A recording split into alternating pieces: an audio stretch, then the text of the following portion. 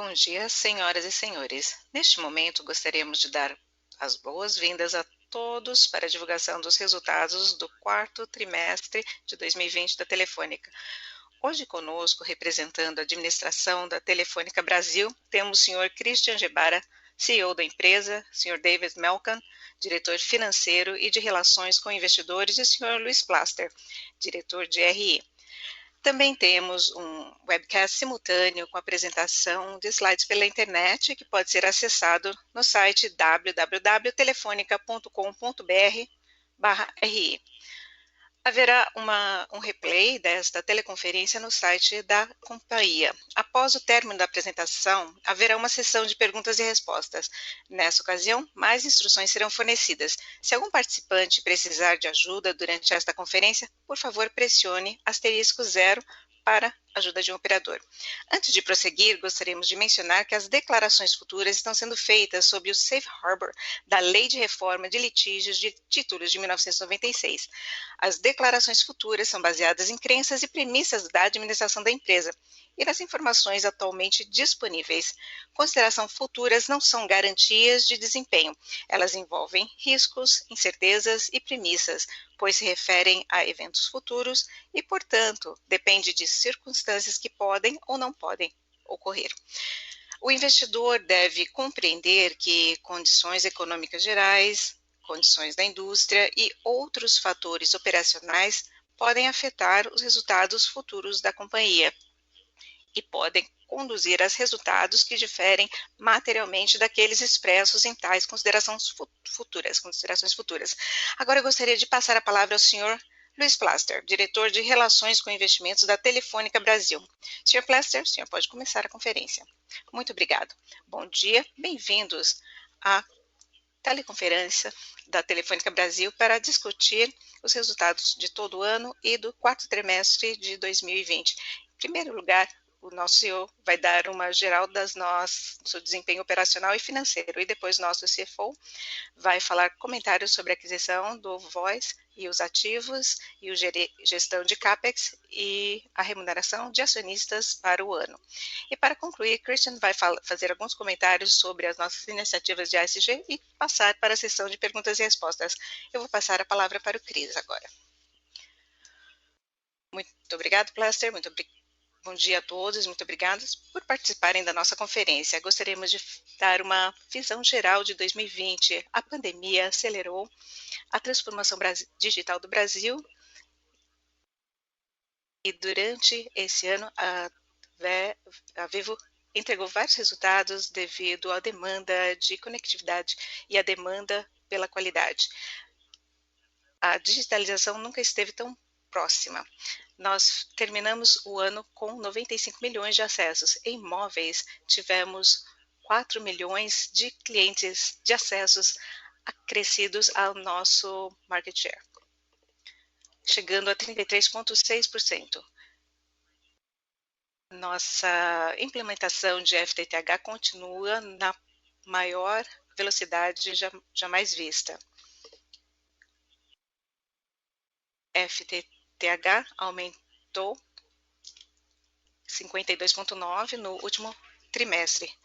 Apesar das medidas de confinamento, a nosso EBITDA chegou a 17,8 bilhões e a margem aumentou 0,3% ano a ano, chegando a 41,1% devido ao desempenho dos nossos negócios e a gestão de custos, que vamos falar durante a apresentação. Nós conseguimos entregar nosso nível maior de caixa livre, 12,6% ano a ano. E todos esses fatores permitiram que possamos oferecer uma remuneração de 5,4 bilhões. Um payout de 113,6% e o dividend yield de 7%. Indo para o slide 4, podemos ver que os segmentos chaves que continuam melhorando nesse período. A receita pós-pago aumentou 4,9% devido às adições líquidas e inclusão da estratégia Mais para Mais, More for More. A receita pré-pago também continua com ótimo desempenho, crescendo 4,3% a cada trimestre, devido às altas adições líquidas e à gestão da base de clientes. A receita FTTH aumentou 8,2% trimestre a trimestre, graças à migração de clientes e o crescimento sólido do cliente de FTTH. Vendas de aparelhos continua a ter recuperação. Esse desempenho foi favorecido pela melhora na atividade comercial e o sucesso de nossas campanhas ao final do ano, como Black Friday. No slide 5, mostramos a transformação do perfil de receitas que valida a nossa visão do futuro. Nós dividimos nossas receitas em duas categorias, categorias core e categorias não core. Nossos negócios core são base em conectividade de alta velocidade, tanto fixos como móveis, que são importantes para os serviços digitais. Há uma relevância cada vez maior da nossa empresa na tecnologia como fibra e estamos numa posição muito favorável para explorar o potencial das linhas digitais para os nossos clientes. Os core negócios incluem móveis, aparelhos, FTTH, CIH, IPTV, serviços digitais e dados e TIC. Esses segmentos representam 88% das receitas totais e cresceram 3,2% ano a ano, devido aos resultados positivos do FTTH e o desempenho constante em móveis. O não-core, que representam 12% das nossas receitas, caiu 26,2% ano a ano, compõe tecnologias de legado maduras, onde nós decidimos estrategicamente não priorizar. A substituição e essas migrações são realidades consolidadas que não têm volta. Nós não vamos encorajar a comercialização do ADSL, que é uma tecnologia antiga. Nós decidimos fazer isso em 2019. Como resultado, a partir do momento, nós vamos focar novamente nossas apresentações nos nossos negócios principais, nossos negócios cores, e vendo o futuro que temos à frente. No slide 6, vemos a receita total aumentando 1,6% ano a ano, apesar dos impactos da pandemia nas nossas vendas de aparelhos. 7,3% foi o crescimento do pré-pago devido ao volume impressionante de adições líquidas e a gestão de clientes. O pós-pago, que representa 57% das nossas receitas, cresceram 0,9% ano a ano, mostrando sinais de melhoria. Continuamos a nossa estratégia de More for More, combinando dados com um portfólio completo de serviços digitais. Essas ações estão tendo resultado e estamos bastante otimistas. Nós também reafirmamos a nossa liderança em imóveis no market share e com altas históricas, chegando a 33,6% em dezembro de 2020. O nosso churn viu uma redução de 0,56 pontos ao longo do ano e chegou ao nível menor dos últimos 5 anos.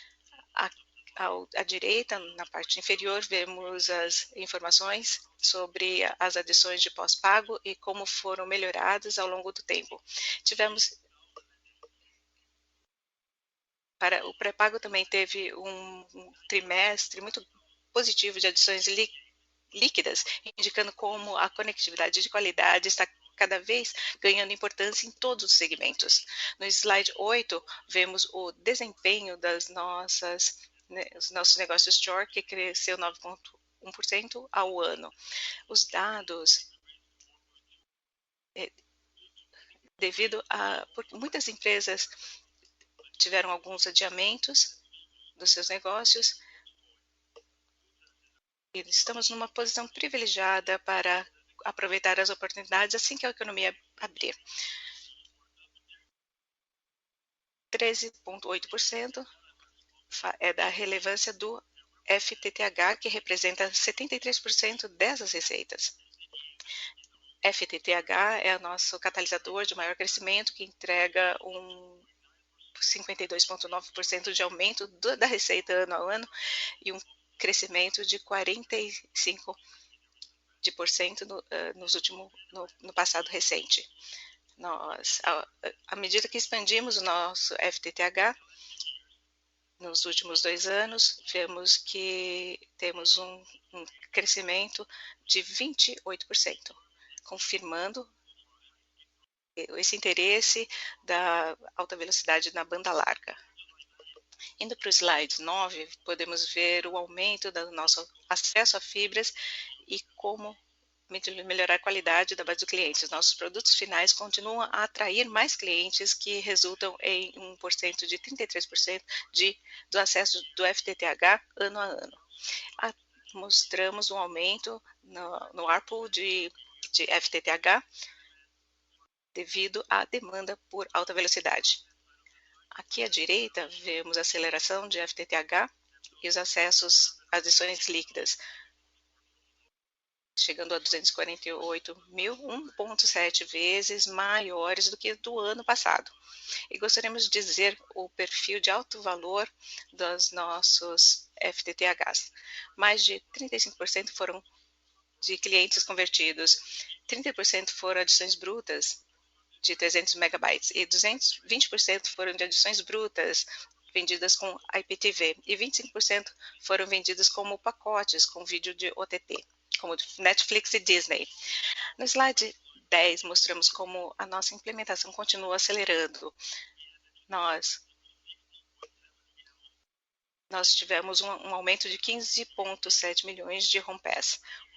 Ao final do ano, a nossa fibra cobriu 266 cidades, reforçando o nosso compromisso de oferecer uma experiência em todo o Brasil. As cidades, durante os 2 que tiveram uma taxa de penetração bastante favorável, confirmando a precisão do nosso plano estratégico. A Vivo tem o maior footprint de FTTH, que é o equivalente à soma de HPs do Reino Unido, Alemanha, Holanda e Austrália. Também somos líderes em termos de casas conectadas. Mais de 6%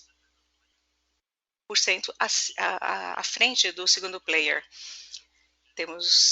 Estamos em negociações avançadas com um grande investidor internacional.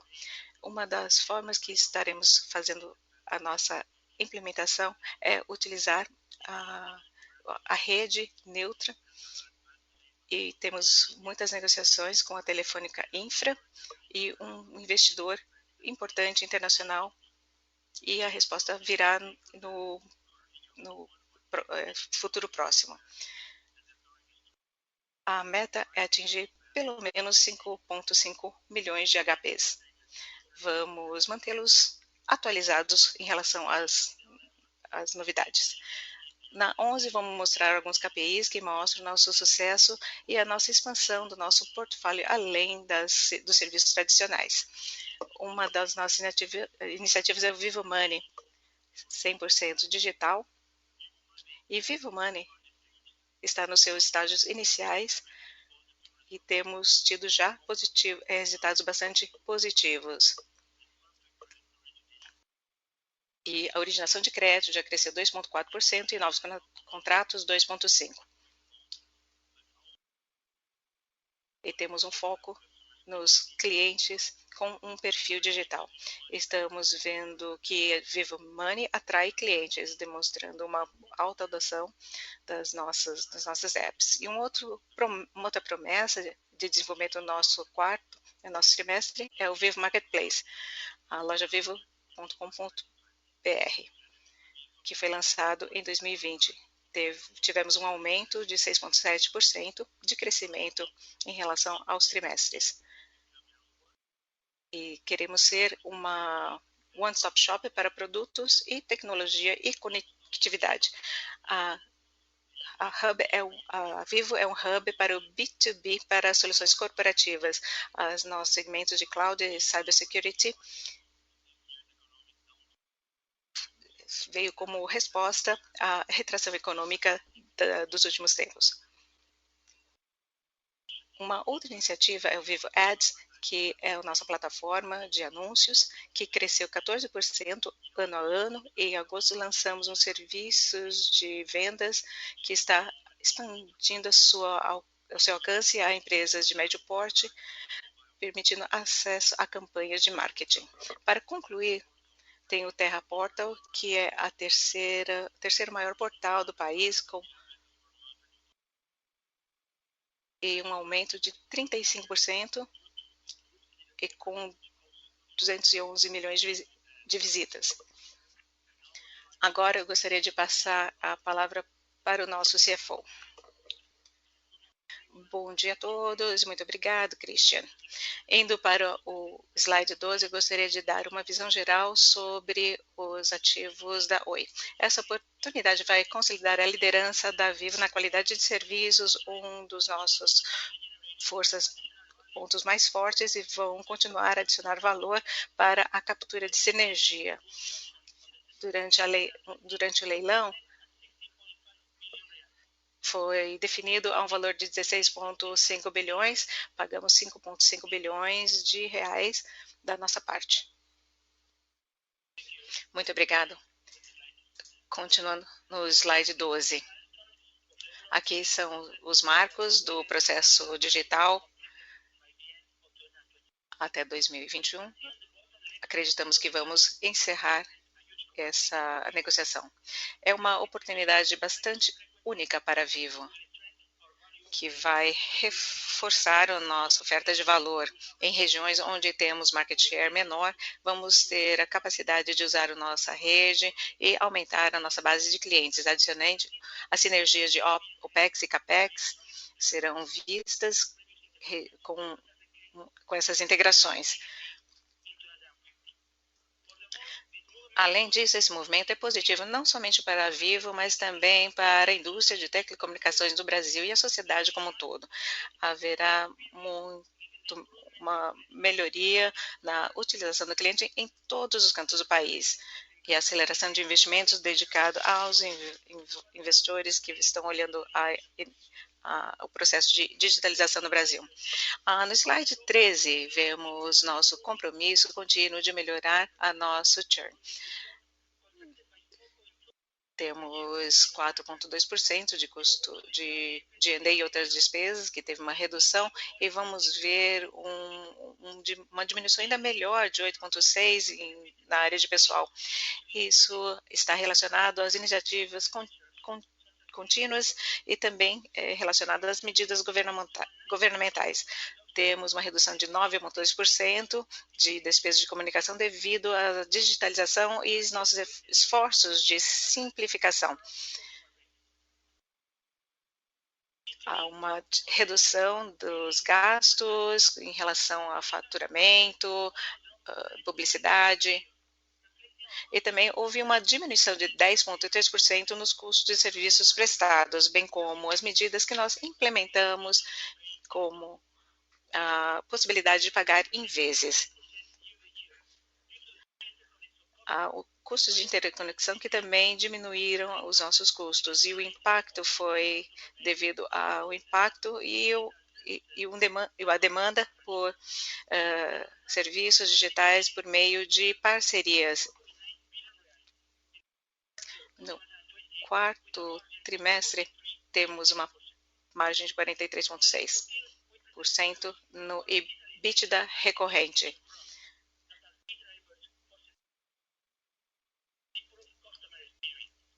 Para melhorar a experiência do cliente, estamos tendo vários esforços. Uma penetração de 48% com 12 pontos percentuais, utilizando a plataforma digitais e as nossas cobranças digitais. –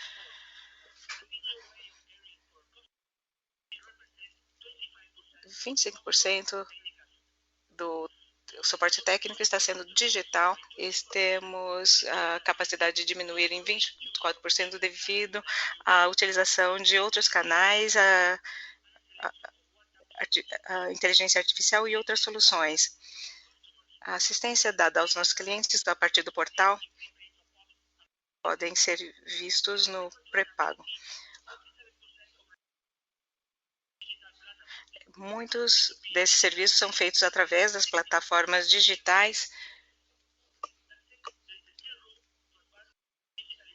e é uma forma de avançar nosso esforço digital, tanto internamente quanto externamente, para prestar serviço aos nossos clientes.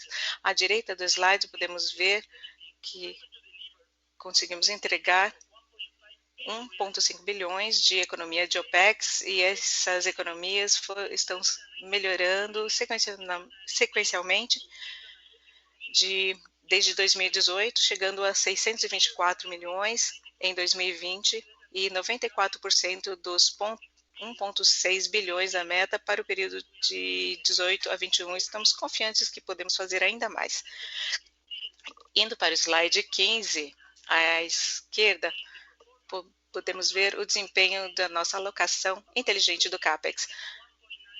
Houve uma diminuição de 1,9% e nosso CAPEX diminuiu 11% em relação ao ano anterior.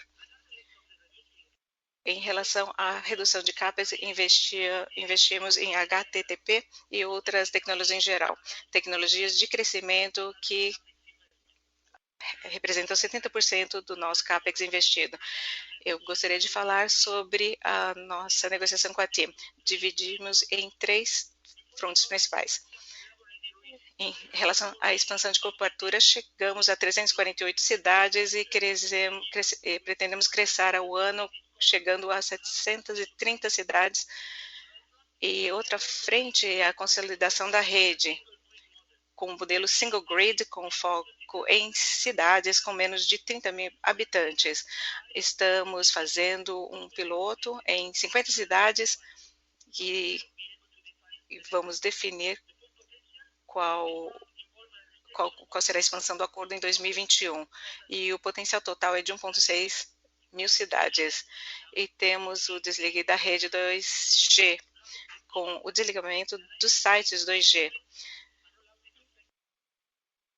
Isso é um lançamento esperado para o terceiro trimestre de 2021 como um início piloto. Estamos discutindo o futuro desse acordo e qual será a alocação do nosso investimento. No próximo slide, eu gostaria de falar sobre a fusão das classes de ações. Nós estamos utilizando com o tickers da B3. Isso representa um nível maior de governança, oferecendo tag-along e direito de voto a todos os acionistas. Eu gostaria também de falar sobre a recompra de ações no valor de 58,4 milhões, representando 1,3 milhões de ações. E, por fim, temos um compromisso com os nossos acionistas. Estamos fazendo essa proposta de payout de 113,6%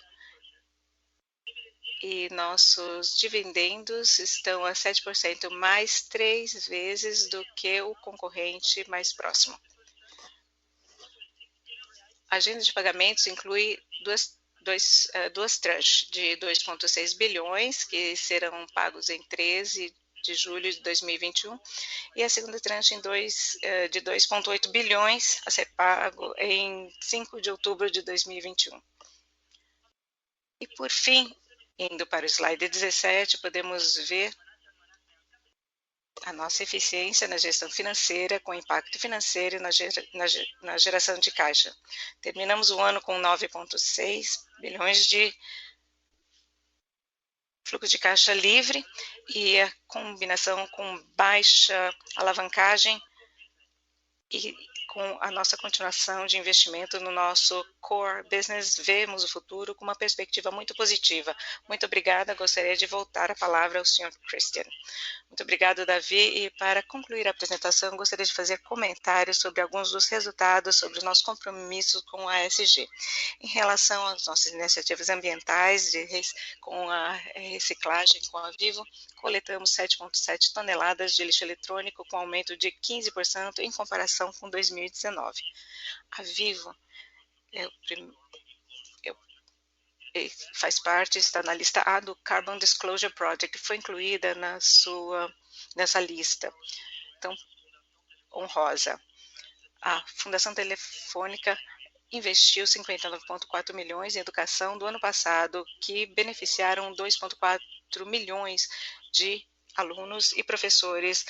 Como resposta à pandemia, houve investimento adicional de 36,6 milhões de reais em doações, no total de 96 milhões de reais em 2020.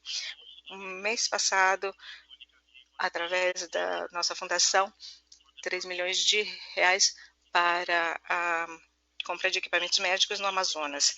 Vivo é reconhecida pelo seu compromisso de promover a diversidade e inclusão social. E ganhamos o prêmio da CNN na categoria diversidade. Somos classificadas como Industry Movers no S&P Sustainability Yearbook. A Vivo manteve a sua listagem nos índices como no EASY e no ICO 2B3. E recebemos a certificação DSC 10.000. Esses são alguns exemplos de como a Vivo pretende ser a protagonista no desenvolvimento sustentável e contribuindo para a nossa sociedade. Muito obrigada. Agora vamos abrir as perguntas e respostas. Muito obrigado. A linha está aberta para perguntas. Se você tiver uma pergunta, pressiona asterisco 1. Se a qualquer momento sua pergunta for respondida, você pode sair da fila, pressionando a tecla jogo da velha. Caso você esteja acompanhando a teleconferência via webcast, clique em Pergunta ao host ou ao anfitrião para enviar a sua pergunta. As perguntas serão respondidas na ordem que forem recebidas. Quando você fizer a sua pergunta, pedimos que você tire o fone do gancho para fornecer a melhor qualidade de som. Aguarde enquanto fazemos as perguntas. Nossa primeira pergunta vem de Fred Mendes, do Bradesco BBI. Bom dia a todos. Eu tenho duas perguntas aqui. A primeira é relacionada ao FTTH. Houve um aumento influenciando o ARPU por conta dos produtos de alta velocidade. Então, a minha pergunta é, você vê que o ARPU ultrapassará R$ 9 ao longo do ano? E a segunda pergunta, esses clientes que vocês estão adicionando, a gente vê esse número muito grande de adições líquidas, isso tem a ver com a rede de cobre que estão migrando? Oi, Fred. Aqui é o Christian. A segunda pergunta em relação às adições líquidas, a grande maioria são novos clientes que estão entrando. A maioria das adições líquidas estão vindo de clientes novos locais onde entramos ou penetração através da rede. Então, a maioria estão vindo de clientes novos. Em relação ao ARPU, como você disse corretamente, o ARPU está melhorando por dois motivos. Estamos vendendo mais a mistura de alta velocidade de 300, é um crescimento bastante grande, vemos oportunidade de crescimento ainda, e isso tem a ver com a nossa oferta de banda larga com OTTs, a Netflix teve muito sucesso, Disney Plus, e também eu vou acrescentar outros no futuro. Então, é um conteúdo misturado com fibras, que é uma estratégia que vamos utilizar no futuro, e aumentou a mistura de 200 ou velocidades ainda maiores, ou consideraremos estratégias. Então, o ARPU provavelmente vai continuar com essa tendência tão positiva. Muito obrigada. Só um follow-up. O Chris falou sobre o processo de carve-out durante a apresentação. Você poderia falar um pouco mais sobre o carve-out? Ou ainda não? Muito obrigada. Ok, Fred. Nós terminamos um ano com 15,7 HPs, e desse número nós vamos fazer o carve-out de 1,6 milhões, nós vamos contribuir com essa rede neutra de fibras. Então, a Vibra está contribuindo com 1,6 para brownfields em HPs e temos um investidor estrangeiro e também temos a Infra, que é do grupo Telefônica e também o objetivo ao final de 2024 é terminar com uma rede com mais de 5,5 milhões de HPs, que vão contribuir para os 24 milhões de HPs que nós dissemos, que mencionamos nessa apresentação, que vão combinar o crescimento orgânico da Vivo e esses 5,5 que vão ter origem dessa rede neutra. Muito, muito claro. Muito obrigado.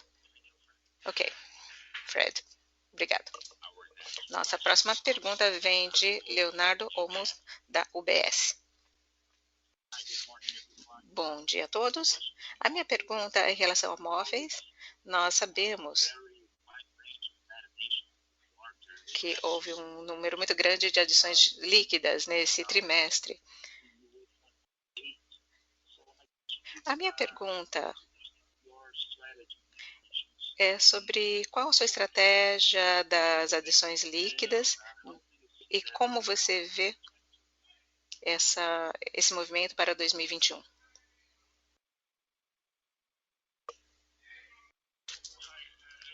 Leonardo, Christian falando aqui. Como falamos no início da apresentação, nós vemos uma recuperação. Falamos sobre pós-pago e depois do pré-pago. Tivemos um momento muito difícil em abril e depois vimos a reabertura da economia. E nós abrimos as nossas lojas, nossos canais típicos e vimos uma postura diferente dos clientes na compra dos serviços de telecomunicação ou de tecnologia.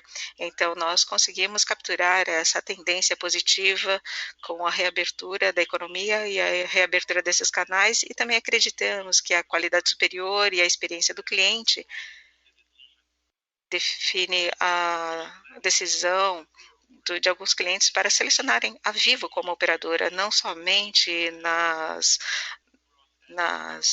adições brutas, mas também nós vemos esse refletido no churn tão reduzido dos últimos 5 anos. Então, esse é o ponto positivo.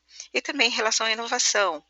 Na nossa oferta, nós estamos inovando na parte híbrida e também no pós-pago. Eu vou enfatizar o Self-Plan, que é a combinação de dados com o OTT e outros serviços de valor agregado. Temos parcerias. E depois do início da pandemia, as parcerias foram feitas para entrega de serviços como vídeos, Netflix, como Spotify, para música, parcerias com o Premiere para futebol.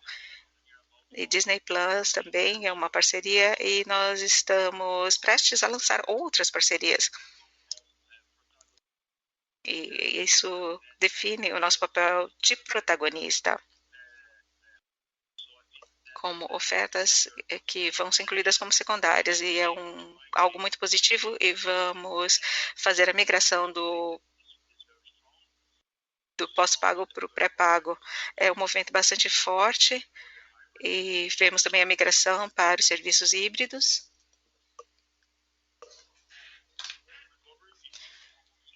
E com a recuperação, vemos as pessoas com mais mobilidade do que antes, pessoas comprando mais cartões SIM. E a Vivo se sobressai também nessa área e também ajuda governamental. E há incentivos que foram oferecidos no ano passado e foram muito importantes para direcionar o consumo. E tudo isso nos favoreceu. Muito obrigado, Christian. E você mencionou que a migração de pré para pós-pago e os serviços híbridos, olhando a sua base, considerando a sua base, Quantos clientes mais você acredita que você pode migrar do pré-pago para o pós-pago ou para o híbrido? Há um crescimento da base do pré-pago. Quando nós fazemos essa tendência, estudo de tendências, vemos que sempre há espaço para migração. Eu não posso dizer quanto tempo isso vai durar, eu acredito que nós estamos nos esforçando bastante na criação de portfólios bastante inteligentes, eh, entre os serviços híbridos e serviços para a família que têm necessidades diferentes. Eu acredito que, nesse caso, nosso plano também considera outros planos com ofertas muito personalizadas usando o cartão de crédito. Isso tem a ver com a nossa capacidade de trazer o cliente na Vivo com a melhor oferta para atender às suas necessidades. A nossa porcentagem de clientes pós-pago é muito alta, como você sabe, e eu acredito que queremos tirar do pré-pago para o pós-pago, e é por isso que a nossa renda é muito maior quando comparamos esses dois formatos. E acredito que nós hoje temos 45 milhões de acesso e 35 no pré-pago. Esses 35, nós acrescentamos 1 milhão no último trimestre. Se nós temos que continuar esse número crescendo para o pós-pago. Então, dessa forma, vamos atender a nossa estratégia de longo prazo. Ok, muito obrigado. Muito obrigado, Leonardo. Nossa próxima pergunta vem de Marcelo Santos, do JP Morgan. Pode prosseguir. Bom dia, muito obrigada pela pergunta. Gostaria de falar sobre as iniciativas digitais do Vivo Money e Vivo Marketplace. Você poderia dar mais detalhes em relação ao Vivo Money?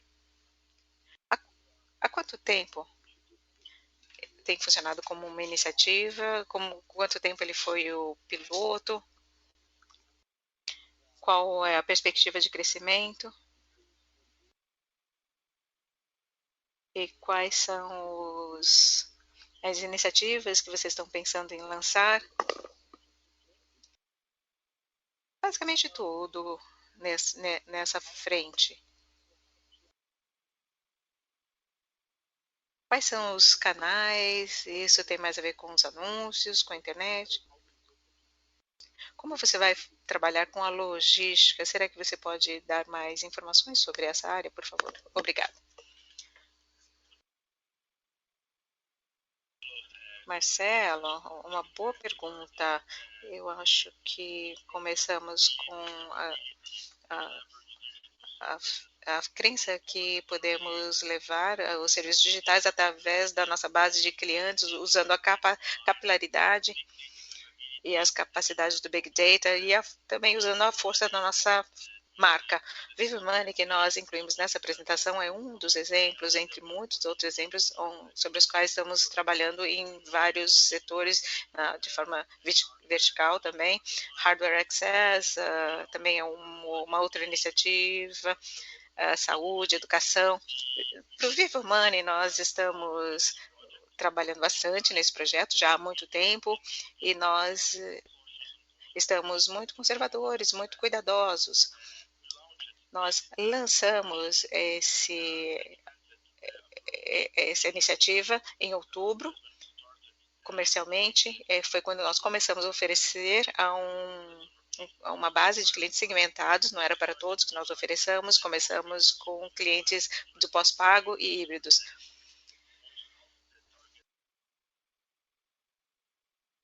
É um alvo que talvez se alinhe à necessidade desse crédito.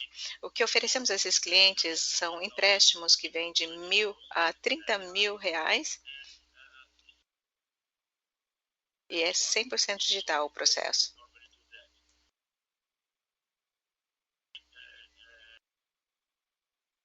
Normalmente isso é feito por campanhas de marketing do tipo push e e também utilizamos SMS, usando os clientes da nossa base.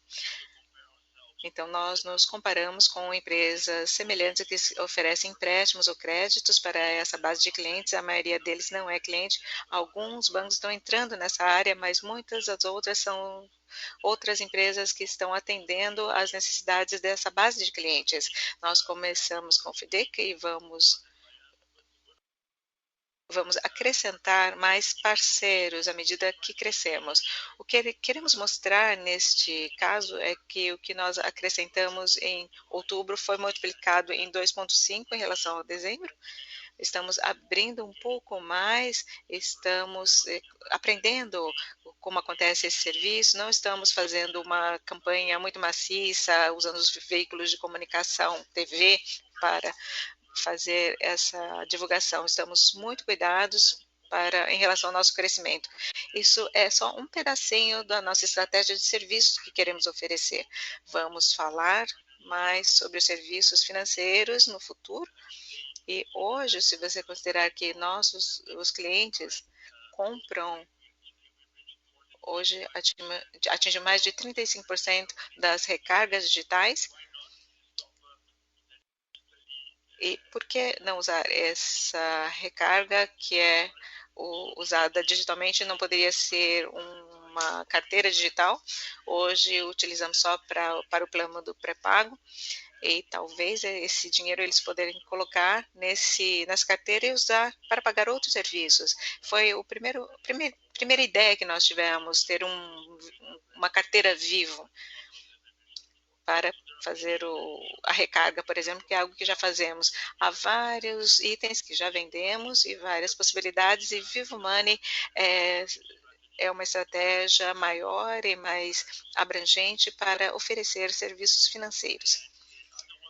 O outro que está nessa slide, só para mencionar, é o Marketplace, onde utilizamos o e-commerce, onde vendemos os nossos serviços de telecomunicação e os aparelhos, que tem muito a ver com serviços de móveis. Nós decidimos abrir para ser um marketplace de tecnologia, não somente vendendo os produtos que nós temos na nossa própria loja, mas também juntando lojas de outros players. E é por isso que chamamos Loja Vivo, que é um marketplace. Você pode comprar acessórios, serviços, aparelhos, mas também você poderia comprar uma geladeira, ou talvez um liquidificador, e também vários outros tipos de acessórios. Nós acreditamos que podemos ir ainda mais longe, e é por isso que nós mencionamos pela primeira vez por um número que já se multiplicou por 7, praticamente, aqui no quarto trimestre. É simplesmente para lidar algumas das perguntas que nós normalmente temos, como podemos alavancar a base de clientes, Big Data, a capilaridade do canal, a força da marca e as nossas capacidades digitais. São só alguns dos exemplos e nós vamos trazer cada vez mais itens à medida que fazemos desenvolvimentos. Eu não sei se eu consegui responder as suas perguntas. Sim, sim, muito obrigado.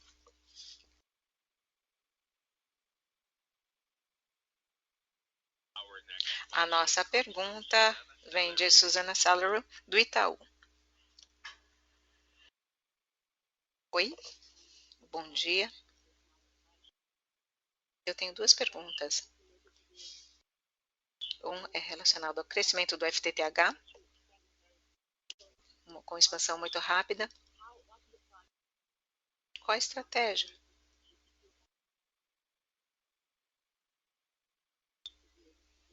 E se você tem uma estratégia mais agressiva para manter esse nível de resultado? A segunda pergunta é em relação ao pré-pago e as recargas. Quanto mais vocês acreditam que você vai conseguir crescer em termos de recarga digital?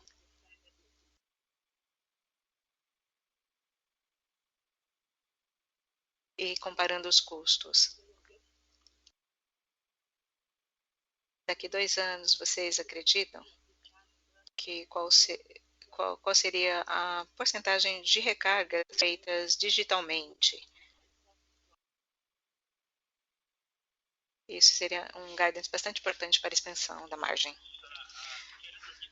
Será que você poderia responder, perguntar novamente a segunda pergunta? Eu entendi que que você quer falar sobre pré-pago, mas e sobre as recargas digitais, mas você poderia refazer a pergunta? 37% das recargas são feitas digitalmente. Daqui 2 anos, qual é a porcentagem que você pode alcançar em recargas digitais em relação a esses 37%?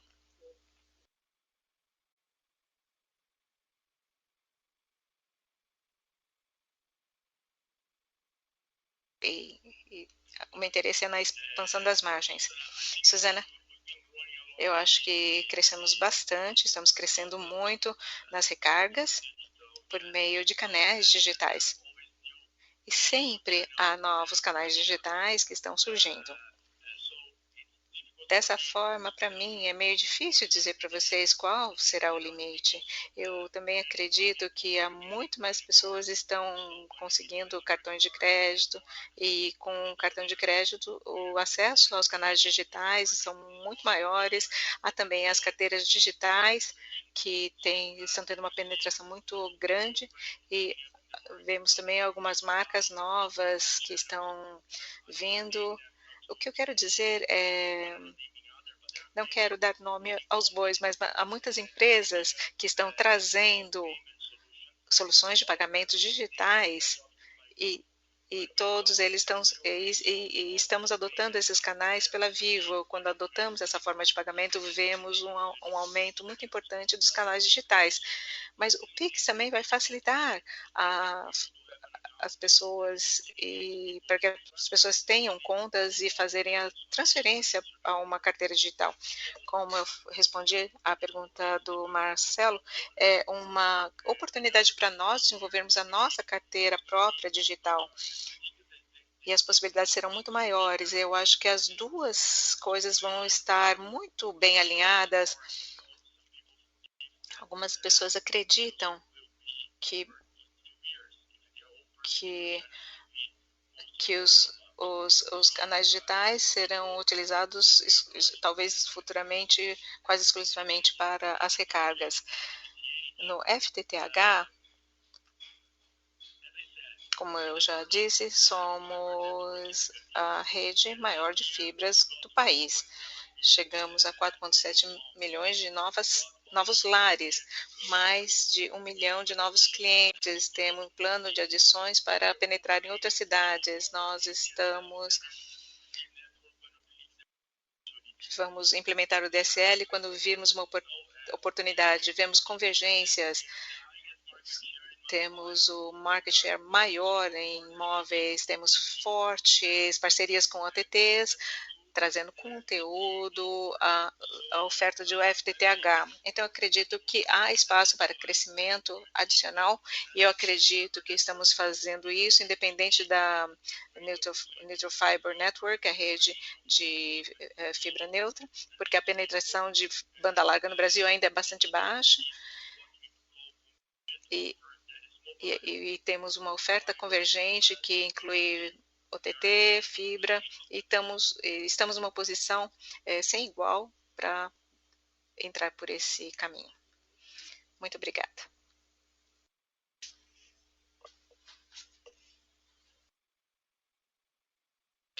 Muito obrigada, Suzana. Nossa próxima pergunta vem de Summit Data, New Street Research. Oi, muito obrigada por responder a minha pergunta. Em primeiro lugar, temos um guidance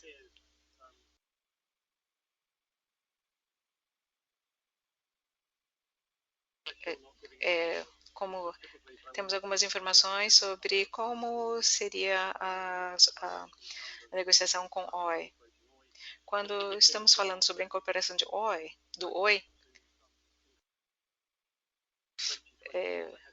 falamos de CAPEX e em 2021 e como vocês veem essas iniciativas em relação de CAPEX para preparação, talvez? Essa seria a primeira pergunta em relação ao Oi.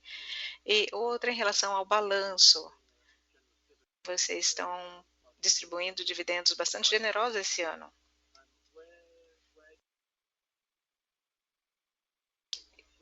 E onde vocês conseguem ver a alavancagem do balanço daqui a 2 anos? Muito obrigada.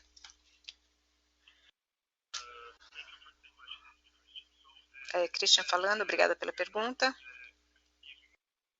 Nós não estamos dando muito mais informações sobre a nossa negociação com a Oi. É um processo que estamos passando e a negociação está em processo de aprovação pelo CAD, que é a nossa agência de antitrust, e também pela Anatel. E vemos nessa iniciativa a atração de clientes para a nossa base de clientes. E consideramos as áreas que estão mais alinhadas com onde a Vivo tem um market share menor e há alguns lugares em que a cobertura é bastante robusta, bastante sólida. E vamos oferecer uma cobertura nos locais onde acreditamos ser necessário, com uma qualidade alta, e também vamos oferecer um atendimento superior ao cliente, vamos cuidar dos clientes com a nossa própria estrutura, porque nós temos uma estrutura bastante robusta, com call centers, com lojas, e isso vai lidar com o número maior de clientes, caso essa operação se concretize. Quando nós consideramos o CAPEX adicional, como foi a sua pergunta, é o CAPEX que será absorvido pelo projeto que temos para o ano. Diferente dos concorrentes, nós não damos guidance sobre os nossos números, mas o nosso CAPEX será controlado. Eu acredito que nós tivemos um CAPEX adicional para a aceleração de FTTH, e nós é o que falamos há 3 anos, e hoje estamos com esses números impressionantes. E o ano passado tivemos um uso de CAPEX foi incomum e usamos e alocamos para acelerar o nosso FTTH. Em relação a dividendos, o Davi pode responder. Em relação à sua pergunta, nós continuamos a nossa política de distribuir 100% da renda da lucro líquido e tínhamos reservas no nosso balanço, então temos essa remuneração tão atraente de 7% como dividend yield em relação à taxa de juros atualmente aplicável. Isso significa que temos um caixa adicional que pode ser utilizado parcialmente para financiar os ativos móveis e a Oi até o final do ano. Esse ano vamos ter o leilão do 5G, esperamos alavancar a empresa para o pagamento dessa iniciativa. Mas como temos essa baixa taxa de juros, temos uma combinação ideal para unir o crescimento e o investimento na nossa competência e oferecer uma remuneração bastante generosa aos nossos acionistas, mantendo a nossa política de 100% e também oferecer oportunidades ou aproveitar as oportunidades que estão aparecendo. Em relação ao Oi, o leilão e outras oportunidades. Quais são as expectativas em relação ao leilão e a estruturação do caixa? Quais são as suas expectativas em relação a esse leilão? Para o 5G, eu não tenho uma data oficial. O governo diz que eles querem fazer esse leilão em junho ou julho. Acreditamos que as regras desse leilão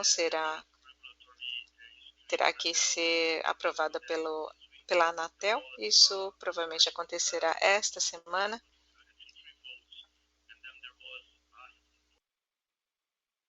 O presidente da Anatel deve fazer uma revisão relacionada aos regulamentos dessa leilão. Há alguns pontos que precisam ser investigados. Ainda estamos aguardando as informações. Talvez tenhamos algumas notícias nos próximos dias e esses números em relação ao valor do leilão vai ainda ser aprovado. Vai estar relacionado a quanto vai ser cobrado. Então, isso talvez leve meses, semanas ou meses. Não temos mais informações, a não ser aquilo que vocês veem nas notícias. Haverá uma reunião formal da Anatel para que o processo possa prosseguir. Ok, muito obrigado. Nossa próxima pergunta vem de Maria Tereza Azevedo, do Banco Santander. Muito obrigada pela pergunta. Só um follow-up em relação à pergunta do 5G. Você poderia falar sobre o plano estratégico para o 5G? Quais são os acessos? Vocês pensam uma adoção de B2B, B2B? E quais são as oportunidades, não somente no Apple, mas também em relação a custos? E isso em relação à otimização da sua rede. Maria Tereza, é muito difícil para nós compartilhar a estratégia que nós estamos desenvolvendo. A maioria dos assuntos que você acabou de levantar, claro, o uso de 5G vai aumentar, a utilização de algumas soluções, de alguns aplicativos que podem ser utilizados com fibra, mas não com 5G. E a experiência com 5G vai ser muito mais rica. E precisamos ver quais são as casas os lares que vão ser conectadas com essas redes. E já temos algumas experiências de algumas tecnologias com grande sucesso. E estamos trabalhando e blending as nossas experiências com outros clientes. E com o 5G podemos ter uma nova forma de estruturar essas atividades. É difícil vislumbrar qual é o nível de receitas que vamos capturar com isso. Nosso foco está no FTTH, mas vamos também olhar para algumas áreas para completar o nosso footprint em FTTH. Há alguns lugares onde nós precisamos complementar a nossa estratégia com SWE, solução da SWE. É difícil dizer. Claro, há muita automação que pode ser capturada, mas há mas vamos ser pioneiros na infraestrutura, e é o que fizemos em outras tecnologias e é o que vamos fazer com o 5G. Como eu disse, estamos abertos a usar de estratégias semelhantes com o 5G. Muito obrigado, Christian. E uma outra pergunta. Você tem mais informações sobre o processo de spin-off da fibra? De como você pode diminuir o CAPEX, como você está pensando sobre os franqueados que estão operando em outras cidades? em relação às franquias ou vai Brasil? Os dois, na verdade. As franquias temos com a marca Terra, tem o foco em cidades menores e o número de franquias não está no número que eu mencionei. Já lançamos 7 cidades com franquias e o CAPEX é 100% do próprio franqueado. Então, o Vivo não investe nenhum CAPEX. Temos simplesmente os royalties.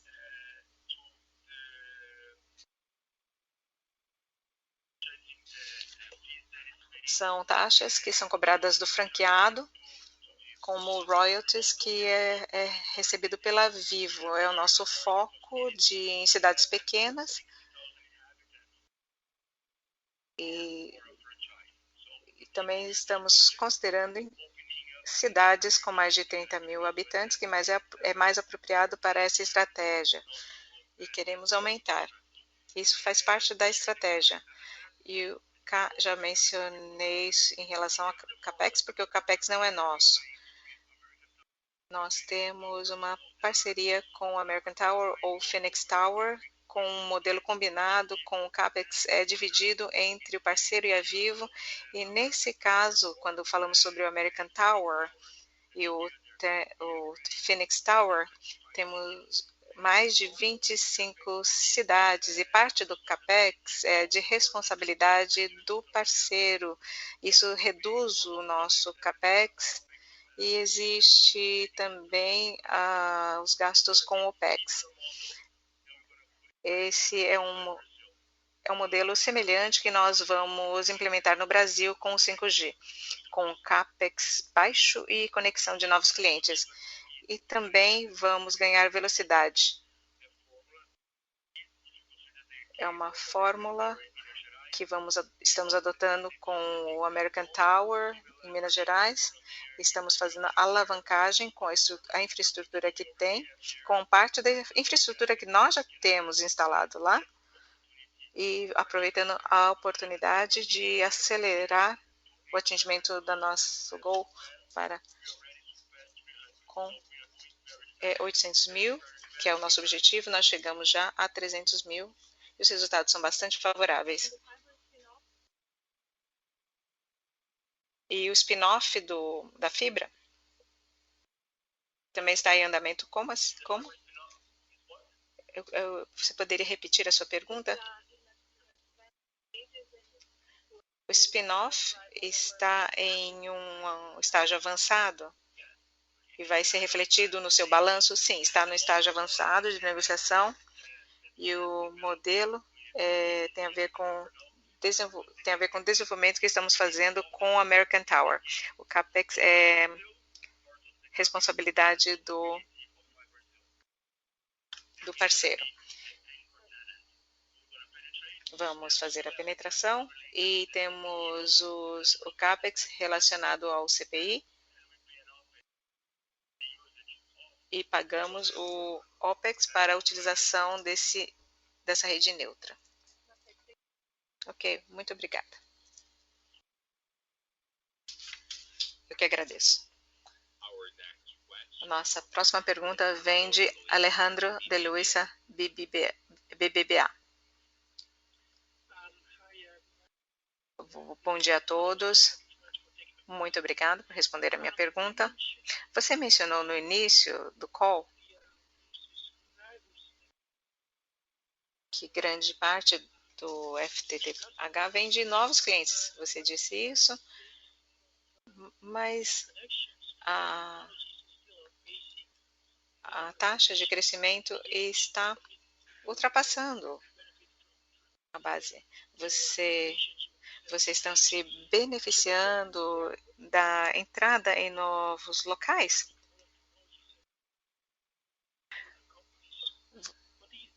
Como que é a migração dos clientes? Como você acha que isso está acontecendo? O que o concorrente oferece que vocês não têm?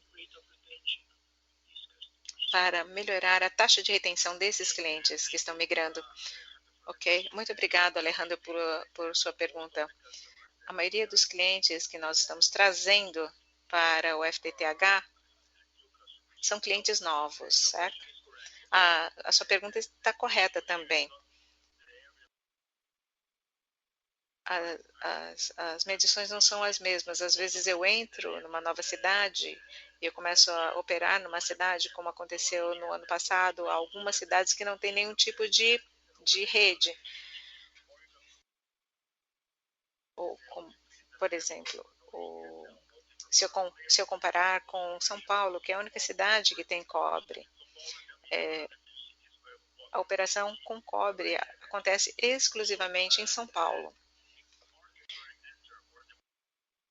Então, os markets onde eu estou entrando ou os markets para onde estou perdendo os clientes não são as mesmas cidades. Às vezes eu perco o cliente para mim mesmo. É um cliente que migra para o FTTH, porque nós fazemos a conexão e de uma forma muito mais fácil e eles fazem essa migração. Mas algumas cidades, em alguns lugares, ainda não tem o FTTH. Então, esse cliente talvez pode encontrar uma outra alternativa que eu não consigo oferecer com o FTTH. Eu estou tentando reter esse cliente, mas se for um DSL, um cliente DSL com banda larga e eu tenho um concorrente que oferece 200 megabytes, eu não consigo concorrer. Se ele pagar um pouco mais, ele vai poder fazer a migração para essa nova tecnologia.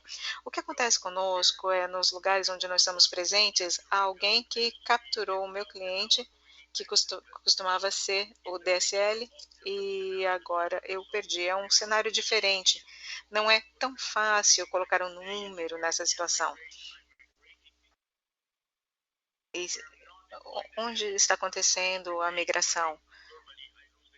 Às vezes eu perco o cliente porque eu não consigo oferecer uma velocidade muito alta. Às vezes eu tenho o cliente porque mesmo com uma velocidade maior oferecida pelo concorrente, a fibra ganha devido às taxas de download.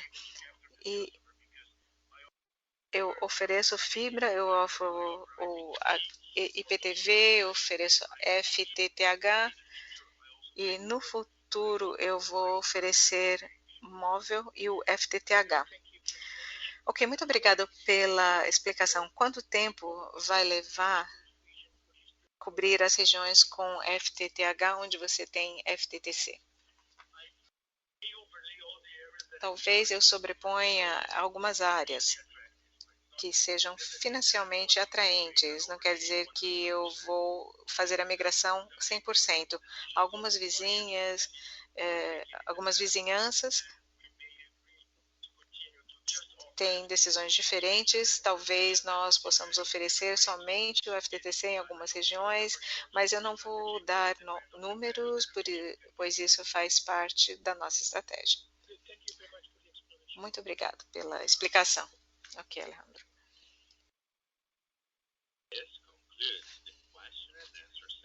Isso conclui a sessão de perguntas e respostas. Nesse momento, eu gostaria de passar a palavra ao senhor Christian Gebara para suas observações finais. Muito obrigado por participar da nossa teleconferência. Se vocês tiverem perguntas adicionais, por favor, entre em acesso com a nossa equipe. Eu espero encontrá-los novamente para discutir os resultados do primeiro trimestre de 2021. Agradeço novamente. Muito obrigado. Isso conclui hoje a teleconferência da Telefônica Brasil. Os senhores podem desconectar suas linhas agora. Um bom dia a todos.